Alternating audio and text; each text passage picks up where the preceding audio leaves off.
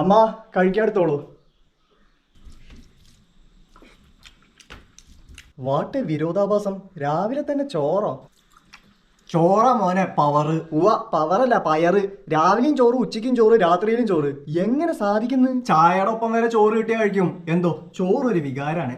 അച്ഛന് ഷുഗർ ഇല്ലേ? ഇങ്ങനെ എപ്പോഴും ചോറ് കഴിക്കാവോ? അതിന് ഞാനിത് പഞ്ചസാര കൂട്ടിയിട്ടല്ലോ കഴിക്കുന്നത്. ഷുഗർ വരെ പഞ്ചസാര തന്നെ വേണമെന്നില്ല, ഈ ചോറ് തന്നെ ധാരാളാ. സ്റ്റാർച്ചാണ് ഇതൊക്കെ. ഫാറ്റും കാർബോഹൈഡ്രേറ്റും ഷുഗറും അങ്ങ് കേറിപ്പോവും. റിയലി? അച്ഛൻ ഈ ചോറ് നിർത്തി വീട്ടിലേക്ക് ഷിഫ്റ്റ് ചെയ്തൂടെ? ഞാനിപ്പോ വീട്ടിൽ തന്നെ അല്ലേ ഇരിക്കുന്നത്. വീട്ടിലേക്കെന്നല്ല, വീറ്റ് ഗോതമ്പ്.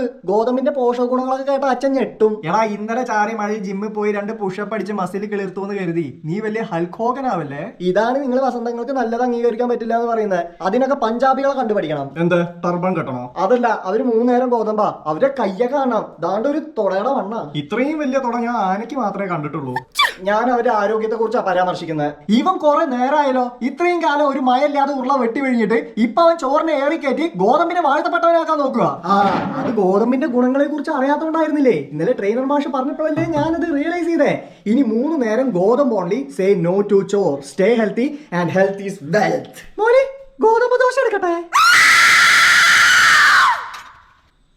ഗോതമ്പിന്റെ ഗുണം പറഞ്ഞു വന്നവനാ. ഗോതമ്പ് ദോശ എന്ന് കേട്ട പാടെ ഗുണവും മറന്ന് വാണം വിട്ട പോലെ പോകുന്നേ.